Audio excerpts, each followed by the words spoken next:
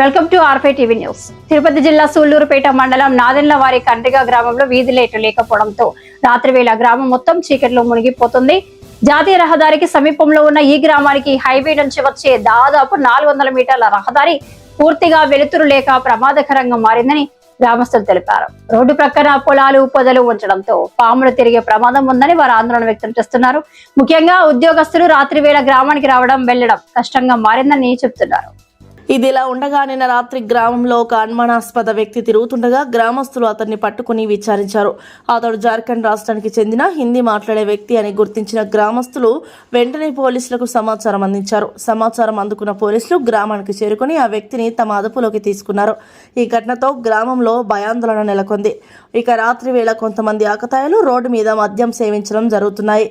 వెలుతురు లేకపోవడం వల్ల ఇటువంటి సమస్యలు ఎక్కువగా పెరుగుతున్నాయని వారు అంటున్నారు. గ్రామంలో భద్రతా సమస్యలు తలెత్తకుండా వెంటనే వీధి లైట్లు ఏర్పాటు చేయాలని సంబంధిత అధికారులను గ్రామస్తులు కోరుతున్నారు.